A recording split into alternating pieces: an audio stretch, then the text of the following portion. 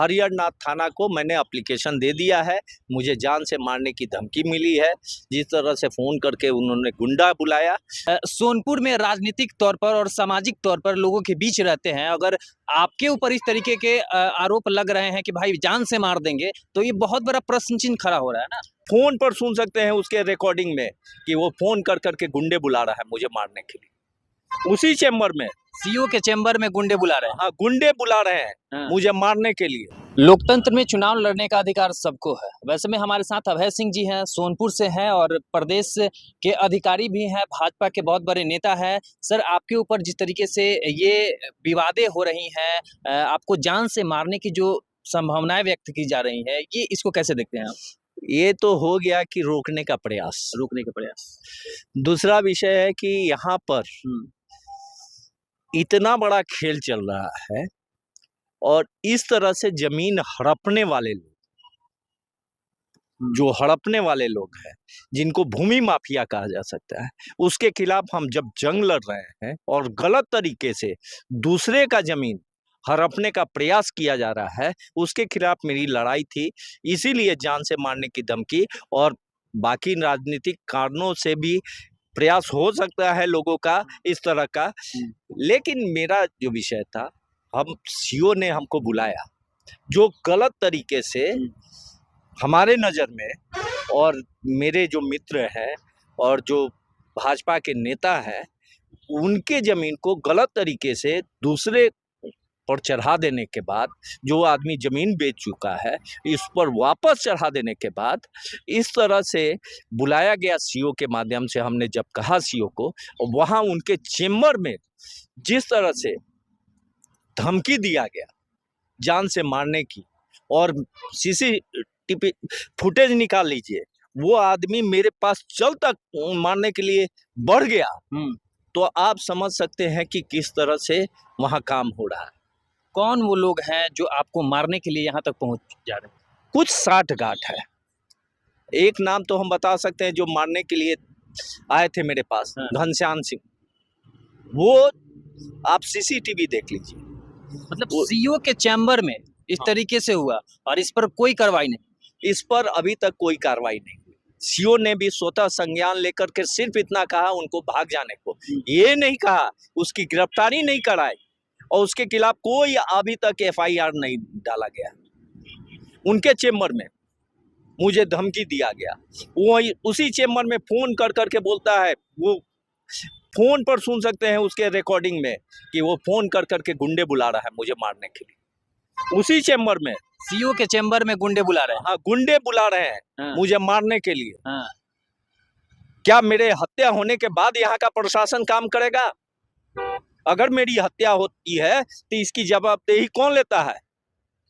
कभी मोटरसाइकिल से मेरे गाड़ी के आगे पीछे किया जा रहा है, कभी किसी माध्यम से धमकी मिल रहा है, कभी किसी माध्यम से धमकी मिल रहा है। क्या रोकने का प्रयास है अभय सिंह को? मैं सही काम के लिए लड़ता रहूंगा और सोनपुर के लिए लड़ता रहूं, चाहे मेरी जान क्यों नहीं चली जाए। क्या लगता है कि वास्तव में जो सोनपुर का प्रशासन है वो निरंकुश है?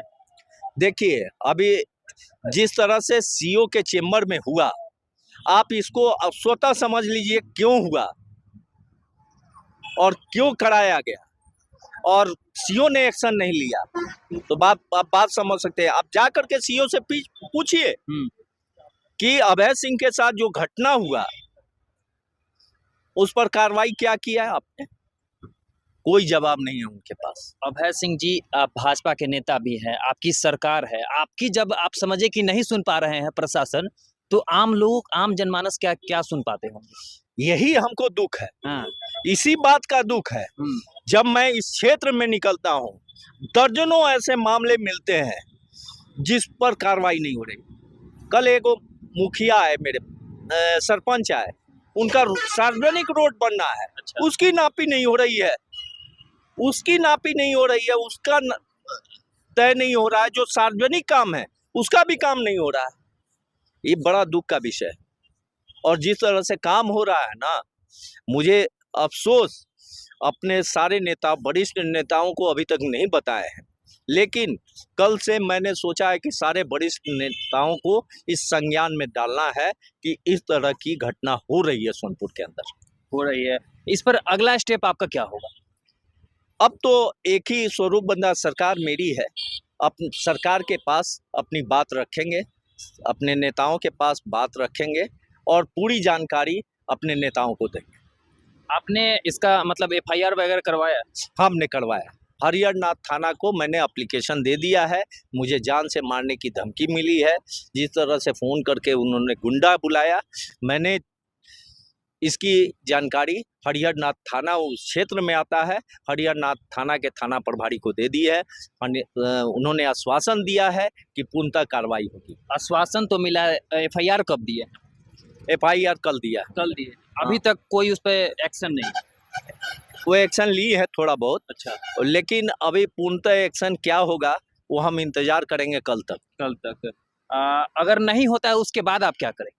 नहीं होता है तो बढ़िया अधिकारी से मिलेंगे, नहीं होता है तो हम हमारे माननीय उप मुख्यमंत्री जी से मिलेंगे, नहीं होता है तो डिप्टी सीएम से मिलेंगे, नहीं होता है तो अपने प्रदेश अध्यक्ष को बताएंगे, संगठन को देंगे, नहीं होगा अंत में तो आंदोलन करेंगे। चूंकि आप भाजपा के नेता हैं और एक तरीके से सोनपुर में राजनीतिक तौर पर और सामाजिक तौर पर लोगों के बीच रहते हैं, अगर आपके ऊपर इस तरीके के आरोप लग रहे हैं कि भाई जान से मार देंगे, तो ये बहुत बड़ा प्रश्न चिन्ह खड़ा हो रहा है ना। ये तो लोकल प्रशासन पर प्रश्न चिन्ह तो खड़ा हो नहीं रहा है ना। आए दिन घटना होती है, इसी छोटा छोटा धमकी दे कर के लोगों की हत्या हो जा रही है। धमकी देने के बाद अगर कार्रवाई नहीं होता है, कल को अगर मेरी हत्या हो जाती है तो इसका जवाबदेही कौन लेगा? ये लोकल प्रशासन को सोचना चाहिए और इसका संज्ञान कल के बाद हम अपने बड़े अधिकारी जो हमारे संगठन के हैं उनको जरूर जानकारी देंगे इस विषय में। चलिए, तो ऐसा मामला था लगातार जो है कि इनको जो है वो जान से मारने की धमकियां मिल रही हैं। फिलहाल जो है ये राजनीतिक रूप से सोनपुर विधानसभा क्षेत्र में बहुत एक्टिव रहते हैं। हर आम जनमानस के लिए ये आवाज़ जो है वो बुलंद करते रहते हैं। अगर ऐसे लोगों के ऊपर अगर इस तरीके से हरकतें की जाए कि भाई उनको जान से मार देंगे या फिर उनका पीछा किया जाए, तो बहुत दुर्भाग्यपूर्ण है। फिलहाल इस वीडियो के विषय में आप क्या सोचते हैं और अपनी राय जो है हमारे कमेंट सेक्शन में साझा कीजिएगा। तब तक के लिए धन्यवाद।